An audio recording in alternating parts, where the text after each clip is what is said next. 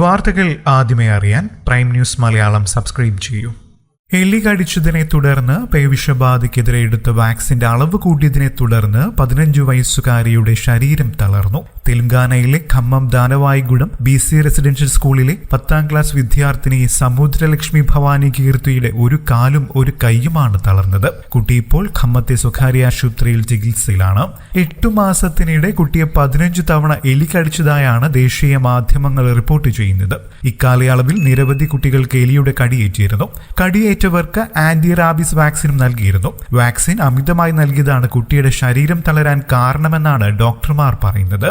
കുട്ടിയെ എലി കടിച്ച 15 തവണയും സ്കൂൾ അധികൃതർ വാക്സിൻ നൽകിയെന്ന് കുട്ടിയുടെ അമ്മ സമുദ്ര ബിന്ദു പറഞ്ഞു. കുത്തിവെപ്പ് നൽകുമ്പോൾ കൈ വേദനിച്ചിരുന്നതായി മകൾ പറഞ്ഞിരുന്നു. മകൾക്ക് ഡോക്ടർമാർ ഓവർഡോസ് നൽകി. മറ്റു വിദ്യാർത്ഥികൾക്ക് പരിക്ക് സാരമല്ലാത്തതിനാൽ അവർക്ക് 1 ഡോസ് മാത്രമാണ് നൽകിയത്. സ്കൂൾ അധികൃതരുടെ അനാസ്ഥയാണ് മകളുടെ ഈ അവസ്ഥയ്ക്ക് കാരണമെന്നും കുട്ടിയുടെ അമ്മ പറഞ്ഞു.